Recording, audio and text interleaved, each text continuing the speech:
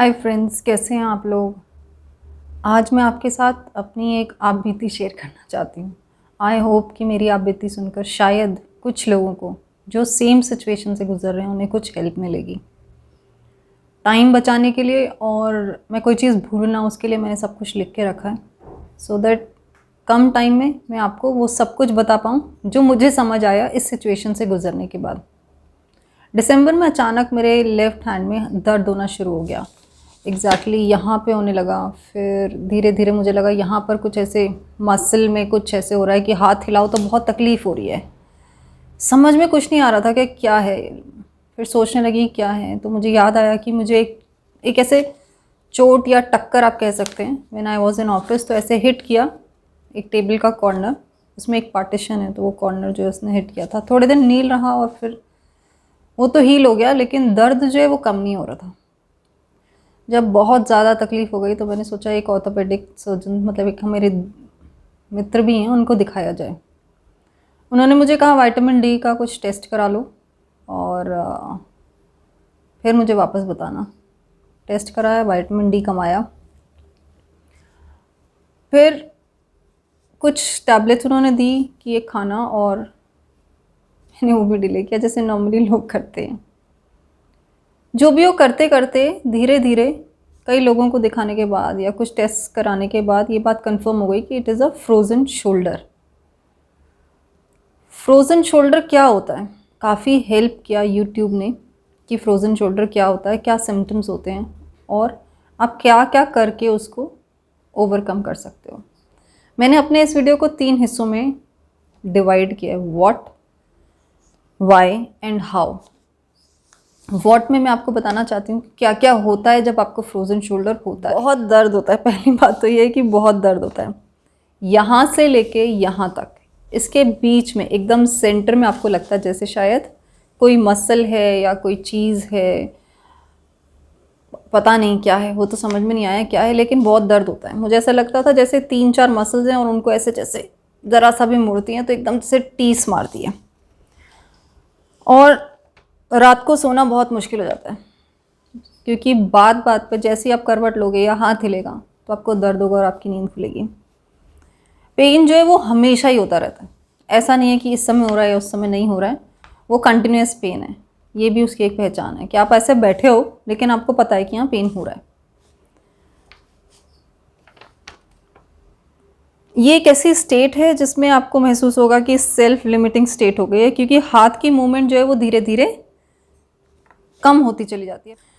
Y मेरे को तो समझ में आया नहीं, क्योंकि एज सच कोई रीज़न नहीं था।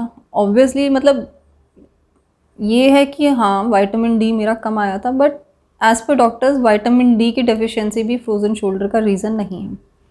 लेकिन हाँ, मेरी एक दोस्त है और शी इज़ अ फिजियोथेरेपिस्ट, और उसको भी मेरे से 6 महीने पहले फ्रोज़न शोल्डर हुआ। ये मुझे तब पता चला जब मैंने अपने लिए उससे कंसल्ट किया।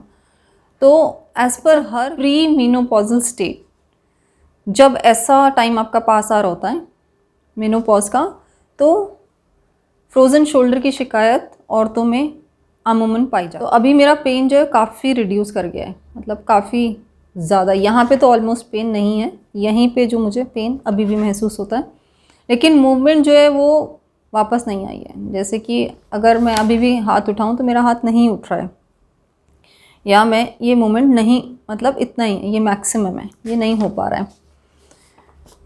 How to deal with it, पता नहीं, I really don't know how to deal with it. लेकिन मैं आप लोगों को ये बताना चाहती हूँ दैट मैंने कोई भी, ऐसे बोलते हैं ना अंग्रेजी में, that I left no stone unturned. मैंने सब कुछ किया। मैंने हॉट पैक्स लिए, मैंने मूव ऑइंटमेंट जो होते हैं ना जिस तरह के, जिनसे पेन रिलीफ होता है, वो लगाए, मैंने पट्टियाँ बांधी, मैंने पेन किलर्स खाए, मैंने ब्लड लेटिंग, एक टेक्निक है जिससे पेन रिलीज़ किया जाता है, ऐसे कान से वहाँ पे कुछ पिन करके ब्लड लेटिंग की, मैंने रिलीजिंग कराई, मे बी कोई ऐसा इमोशन रिलीज़ ना रह गया हो। मैंने हॉट एंड कोल्ड फर्मेंटेशन लिया, मैंने शिलाजीत लिया, मैंने स्पेशल ऑयल मसाज की डेली, मैंने फिजियोथेरेपी ली। मैंने अपने कलीग से, एक मेरे एक फ्रेंड है वो एक जड़ी बूटी लेकर आए, वो भी मल के लगाई, फ़र्क आया। लेकिन वो विद टाइम आया या इनमें से कोई चीज़ है जो वर्क कर गई, वो मुझे नहीं पता है, पर हाँ आराम है। अभी हाथ पूरी तरह से ठीक नहीं हुआ है, बट मुझे ये समझ में आया जैसा कि मेरी दोस्त ने मुझे बोला था दैट ये 6 महीने का ड्यूरेशन है और होता है, और ये मेरे को लगता है ये ऑटोमेटिक मोड पे, क्योंकि ना तो रीज़न किसी को मालूम है कि क्यों हो रहा है, ये होता है और अपने आप ही अपनी एक इसकी रफ्तार है और इसी रफ्तार के साथ ये धीरे धीरे रिकवर हो जाता है।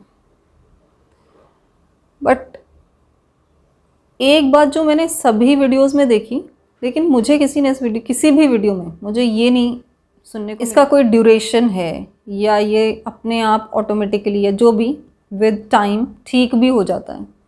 That is why I am making this video. All the people those who have gone through या will be going through this pain, उनको एक सांत्वना दे सकते हैं, बिकॉज पेन तो कोई किसी का शेयर कर नहीं सकता। लेकिन yes, because I have gone through, I do understand how it feels। और 6 महीने का, या जो भी 6 महीने से 6 महीने का, या मान के चलिए बी वेरी वेरी पॉजिटिव, 6 महीने का टाइम है, वो अपने आप होगा, बहुत बढ़ जाएगा, लेकिन वो अपने आप सबसाइड भी कर जाएगा। थोड़ा बहुत एक्सरसाइज करते रहिए, खाने पीने का ध्यान रखिए, और मेरे ख्याल से पेन हमें वैसे भी on the other side of the life बहुत कुछ सिखाता है। मे बी बहुत सारे लेसन्स हों जो मुझे सीखने थे, जो आप लोगों को सीखने हैं।